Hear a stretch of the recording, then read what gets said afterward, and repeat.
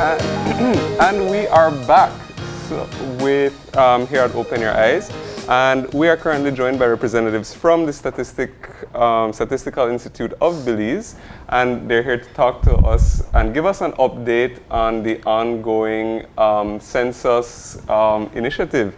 So we are joined by Dr. Leopold Perriott, who is the Director General of the Statistical Institute of Belize, and also Ms. Miriam Willoughby, who is the Manager of Census and Surveys and Administrative Statistics Department. Getting a bit tongue-tied. Yeah. Good morning, and thanks for joining us. Good morning. Thanks for having us. Thanks for having us. Yeah. So, right before we got on air, we were talking about, what a massive effort it is just to gather information and preparing for the census. So, perhaps you can get us started by talking about, now that we are in December, what are the preparations that are currently underway to get us ready for next year's census? Well, a few comments. We actually started this process in October of 2016. Wow. So this is a little while now. We've been at it, correct? Yeah. October 6 has been a little while. And there are many things you have to do to get a census up and going. You have to make sure that the legal issues are in place. You have to make sure that you have the proper structure inside of the institute to make sure people know what they're doing and when they're supposed to be doing it, things of that sort. No? Mm-hmm. And so we've been at it for a little while. And now I think we're out of the planning phase. Basically, we're into execution. We're up against it. We're between You're piloting the census now, aren't you? Yes, oh yeah. We are. And basically, the pilot is like a mini census. Mm-hmm. So all the activities that we would do to prepare for the actual census and in executing the actual census, we're doing that for the pilot. Yeah. So that includes your recruitment of interviewers and field supervisors, training them, doing the data collection to test the questionnaires, data processing. So it includes to test the whole process. That's the whole purpose of the pilot. You want to test the process. You want to see what works and what doesn't work, and what we need to improve on before the actual census in May of next year. So we're currently in the field right now doing data collection to test the questionnaires. Yeah. And this is testing everything, testing the application, testing how we pay people, everything. Not the people who participate, the surveyors out there, right? Yes, of course, because it is important. We have to be able to pay people in mass. When you have a lot of people, it's another issue. Paying 10 people is one thing. Paying 600 is something else. Yeah. So the pilot allows us to test our procedures, our process, and then we'll do a thorough evaluation of it once it's finished, and then make adjustments where we need to make adjustments. We have developed quite a bit of IT applications in preparation for the census to monitor field staff, to pay field staff, and so all that we want to test during this pilot. So it's really critical to the successful implementation of the census next year. Mm-hmm. Mm-hmm. How much of it is actually sort of new methods and technologies that we're using versus let's say, the last one? Looks like a lot just based on your reaction. In the 2010 census, for instance, we used paper maps, right? That's long. Yes, imagine. Wow! Imagine printing a whole lot of maps for enumerators to use. We've gone past that now. We're using digital maps. So mapping, we're wrapping that up right now. We're preparing. We have created developed a system called SIB Collect, and basically it's to guide the interviewers as to where the buildings are in their area of work, right? Because we have to go and enumerate each building in this country. So that's an innovation that we have. And then in terms of monitoring the field work itself, back in 2010, we would have to go to the districts and check questionnaires and paper questionnaires. Yeah. That's a thing of the past as well. So now we are collecting data electronically. We have a system that we use, Survey Solutions, that was created by the World Bank. So that's our data collection application. And it really allows us to do better monitoring and real-time monitoring versus, checking a paper questionnaire. So Those are some of the innovations that we have, but we have to test them to make sure that they work well. Yeah, because it'll be new technology It will that be you're new using. technology, yes. Now, all this preparatory work from 2016 to now and piloting and testing, it really is an indicator as to how serious this information is. My question is, given the fact that we have so much technology now to use to input, you're not using a paper map, you're not having a paper survey, so everything will be gathered electronically. Does that mean that we get the information out faster? That's the implication. That's precisely the implication. We're hoping, we're not hoping, I'm demanding that we should have preliminary results by the end of the year. Whoa. Okay. So we're gonna have, and I don't want just tables. I want some narrative. Yeah. Okay. So we have that at the beginning of the year. We're taking a different approach this time around. Instead of having just one report 2 years later, as we've done before, we're thinking of having the preliminary report by the end of the year, and then every quarter thereafter have a thematic report. So the first one will be on poverty and disability, and so every quarter we'll come up with a thematic report, which will keep people interested, of course, and make use of the information on a real-time basis almost. No, and the census data is so important. I mean, it really just tells us, not just makes us guess what the situation is in the country. I know you've also moved to include, well, typically every agency asks you to introduce this into your census and that into your census. Some of this information is sensitive, and I want to ask just ahead of time, what are some of the new areas that you're venturing into in collecting in this census?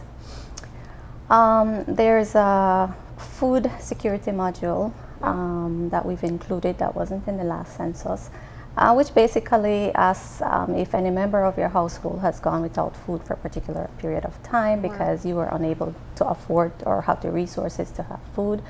And we hope to use this information to do a poverty analysis. So that's a new area. We have also included an area in insurance coverage, personal insurance coverage, which we didn't have in the last census. So we ask if you have health insurance, if you're covered by Social Security, life insurance, etc. So that's another new area that we have in the census. Can't remember. Do we have any other? Most of it is what we've had before, but those are some of the. Those are two of the new areas that we have. Yes. Now, right now, you are looking for employees. You're recruiting for the census. Almost 1,000 people. That's what we need. Yes. Yeah. We need approximately 1,000 people. Okay, I know there are lots of people out there looking for work, especially around now. Talk to us about what are the requirements that you have, what type of positions you're looking to fill. So we have interviewer position, that's the biggest one, that's the main one. So for an interviewer, you're required to have at least a high school diploma. It would help if you have some survey experience collecting data. We need over 600 interviewers on the ground during the census. And then we have supervisors who will be supervising the interviewers. We need just over 133 of them. And they require at minimum an associate's degree. And again, preferably you have some experience in doing some type of supervision, field supervision. We have editors. We also require an associate's degree of them. We need about 40 or so editors for the census. And then we will have regional offices, 9 regional offices. So each office will have a IT person. Each office should have an admin person, and I think those are all and a coordinator. Well, the census coordinator, will be from the SIB's headquarters. So those are the positions that we have. So far, I believe we have received over 1,800 or so Yeah, over applications. 1,800 last count. Which is So great. you really need it. No, it's great, but we need applications from specific areas, so we're not seeing enough applications like from the rural areas. Okay. We see it more from the urban areas. So what we're doing right now is actually identifying those areas and then having people on the ground, like to go specifically to those You want areas. them from the actual community? This Yes. is correct. Yes, and that's because of the way that we've structured our field operations. So we'll have teams of interviewers, but we prefer them from the same area. So they'll be working in the area basically where they reside. And so that's why we're doing like focused recruitment. Yeah. Sure. And then, I mean, I guess that was going to be sort of my next question for any prospective applicant or whatever. They probably want to know, especially, you know, what sort of the job would entail. You know, like what is it going to look like if I apply to be an interviewer and I do get the job? What does that look? What does that entail? Okay, so if you get the job, you'd have to undergo training and be successful in that first. But if you get the job, we will provide you with obviously the maps of your area where you're supposed to go. So that's clear to you. But it's really, it's hard work, right?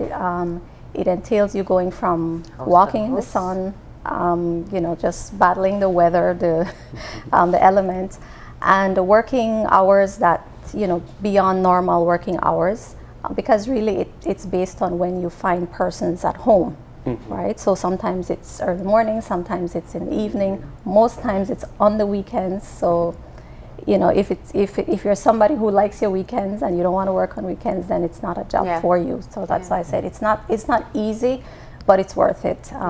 They're compensated by how much they produce. So the more they produce, then the more they get paid. So it's worth it in the end. And as you said, the urban areas, the jobs have been filled. So when you say urban areas, you're We saying have enough city, applications. towns. And when you say you're looking for rural areas, how rural are we talking? We're talking like small villages or like suburbs? Or No, we're talking to the village level. Yeah. That we still need quite a bit of persons that need to apply. But like I said, we're doing now like targeted recruitment in those areas. So we hope to have those positions filled. And your requirements are 18? You have to be at least 18 years old, and like I said, for the interviewer, you have to have at least a high school diploma. For the supervisor, at least an associate's An degree. associate. That's And right. each person undergoes an interview. We have to interview each person. Yeah. Yeah. It's a lot of work. Okay, is so you're a- looking to fill how many positions? In total, it's 930 positions between the interviewers and the supervisors, and then we have reserve interviewers as well in the event that somebody gets sick or they cannot Can't continue make to it, work. yeah. We have people on standby. No, I mean, so you have the interviewers who are going to go out. I know one of the things you spoke of was using the technology. There's also the GIS system, and this will be complementary to the work that you're doing as well. I think it will be integral to the work we're doing. Each person will be able to locate the particular dwelling by the GPS application we have. Yeah. Okay, and so the final the reason why that we need that is because we want to disseminate using maps. Yeah. Okay, so at whatever level, whether it's the block level or the district level, whatever level, we want to be able to put our information out using maps. And this is new for us, absolutely brand new. Yeah. And very expensive, by the way. But I think it will be worthwhile. It will be a very useful exercise. And we'll also use the GIS to monitor how the field operations are going. For example, we'll be able to see visually an area that has been completed, areas that have not been touched yet, so that we can make adjustments where we need to make adjustments during the enumeration itself. So we're pretty excited about that. Yes, I was joking with my people. The office is going to be like NASA's office with monitors. And He wants to have a command center. I want to have a where he command goes in center. and You sees this big can screen. see in a visual fashion how the households are being color coded, completed, partially complete, not complete, and so you can see how it progresses throughout. Until you get your whole Belize map covered as complete. And in this way, we can be pretty certain that We can tell you how many people haven't been interviewed and where the spots are that need to be targeted. If there's somebody in some village in the middle of nowhere, we can tell you almost real time. So that's a technology that we didn't have for the last Before, census that we really want to see happen this one. Well, that make life a lot easier than paper maps, I'd guess. Absolutely. Absolutely. But going back to the piloting phase, because this is critical. This is for you to know, if your interviewers are trained well enough, if the questions are written in a way that people can understand or want to answer. What phase of the piloting are you at right now? We're at the data collection phase. We're doing this in 3 areas, 3 districts in Orange Walk District, specifically in the Trial Farm area. We're doing it here in Belize City, and we are doing it in Toledo Rural in the Sunderwood area. I'm not sure if you're familiar with that area in Sunderwood. So we've gone very rural just to see what are some of the challenges that we could face during the census and how to cope with that. Yeah. So that's why we selected specific areas to see what are the different challenges in urban versus rural areas. Our teams, we have 3 teams. They started yesterday actually, and they are supposed to finish in 2 weeks' time, so by mid-December. And after that, then we look at the data and we do a thorough evaluation of how things went. So it's really, really critical. All right. You're doing about what, 700 households? We estimate that they will cover around 700 households, and we're just doing some selected enumeration areas. So in that, it's about 700 households. Now, all this talk about the census, it feels like it's happening next month, but we still have another way to go before you actually kickstart, right? As a matter of fact, we For have us, it feels like tomorrow. It's just like tomorrow. It's right here. It feels like tomorrow for you, but for the rest of us, it's not until May next year that we'll expect to see That is census correct. surveyors out in the field. Yes. Yeah? Yes, and we should mention that the areas that they're doing now, they will have to go back to those areas. So, it's important that people know that while your household is being done now, it's for a pilot, but during the actual census, they will go back to these very same households as well. So, we hope that we will get there's their some patient cooperation. people. Right. I mean, how much time does it take? Is this a very detailed survey? On average, at a household, it takes about an hour and a half Okay. to administer for the entire household. Traditionally, are people cooperative with providing information to the census?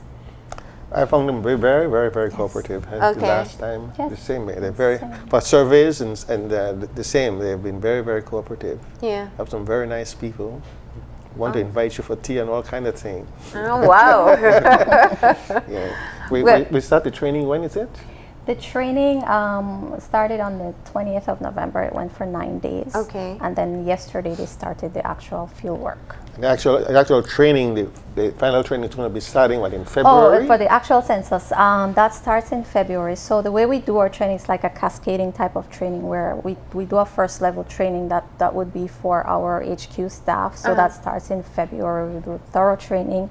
And then in March, we train our field supervisors. And then in April, we'll train our interviewers. So it's a cascading level type of training. And the most important thing that we need people to know right now is that you are offering jobs. Yes.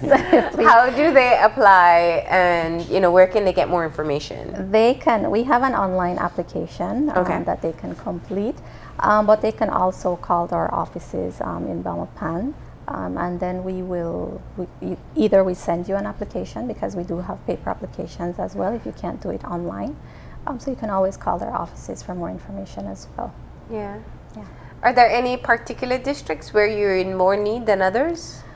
I think in the southern districts, both Sand Creek and Toledo, especially the rural areas, those are the areas I think right now that we need more applications to come in. But we do have people on the ground, but definitely we need more applications from those areas. How tech savvy do you have to be? We say that if you can navigate your smartphone, you can navigate a tablet. So it's checking, right? Just checking. Should be fairly easy, yes. And of course, there will be training, right? If you're, There will be training. if you're a technophobe, this might not be the job. Yes, indeed. Now, what other main actions have to be taken before the actual launch of the census next May.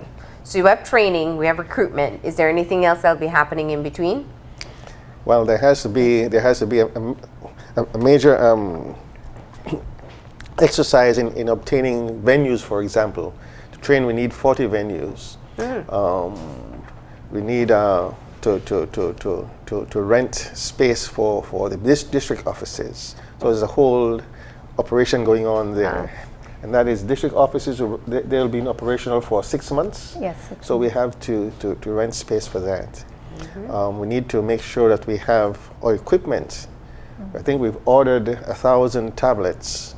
Hopefully they get in here By the end of January. by the end of January, so we can charge them and put on the applications and things of that sort. Yeah. And then so it's a lot of technical operations required at this particular time. Yeah.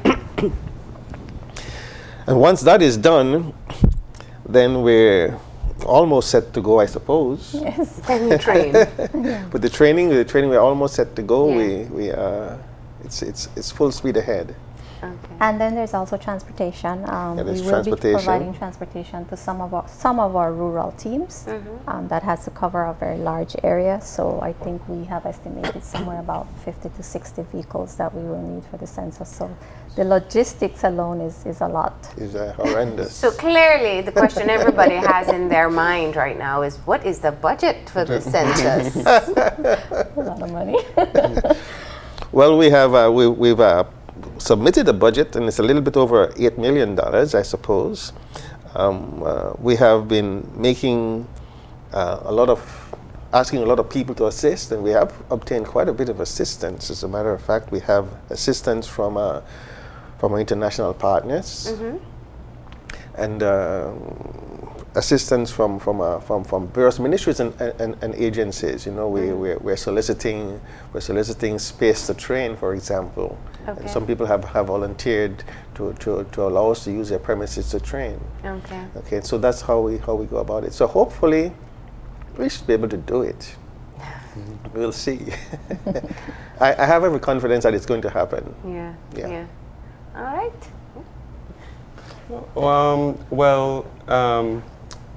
Perhaps we can shift a little the conversation just slightly, because I know that there are some some updates on some new released statistics which you've brought to share with us as well. So perhaps you can talk to us a little bit about some of those, like for example, the GDP was one of them. Also, you've shared some. So perhaps we can talk a little bit about those.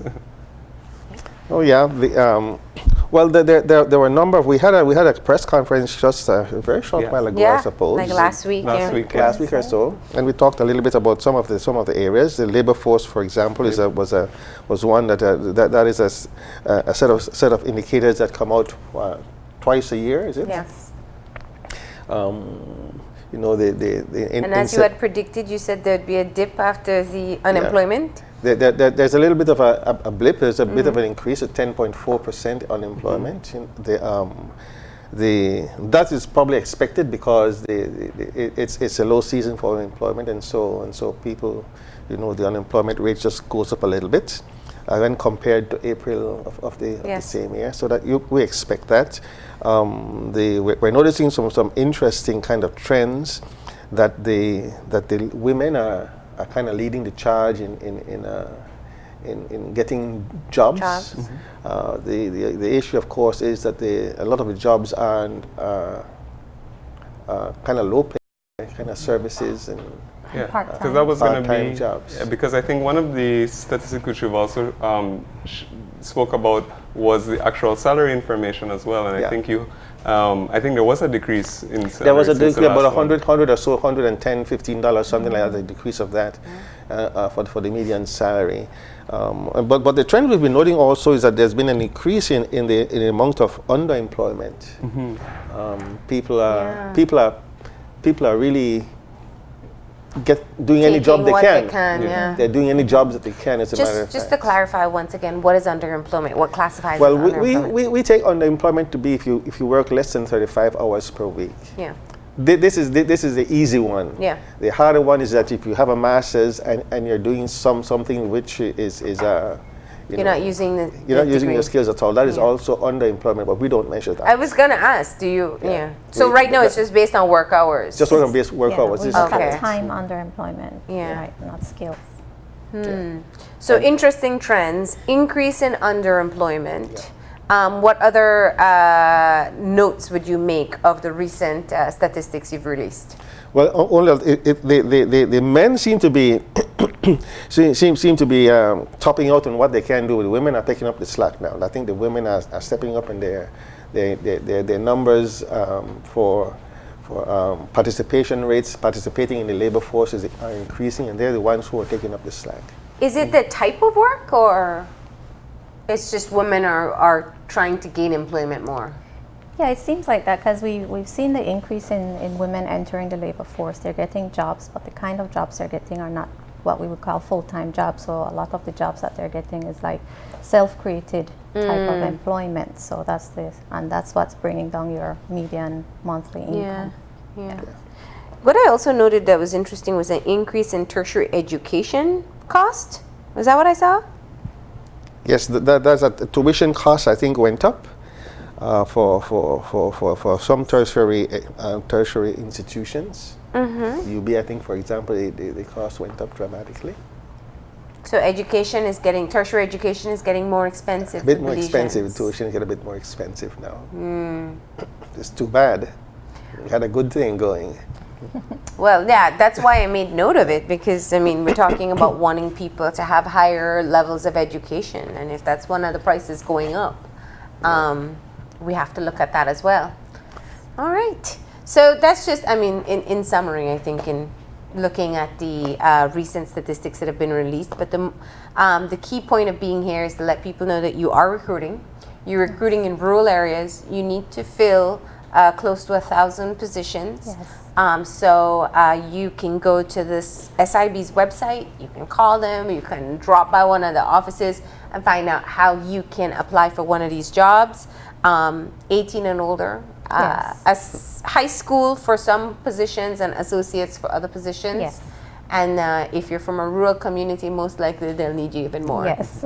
Right? Yeah. Correct. Thank you so much for coming in, and we appreciate you providing the update, and best of luck. Thank you for having us. Thank you so much. Thanks. We're going to go ahead and take a break. When we come back, we're talking about an upcoming triathlon race. So please stay tuned.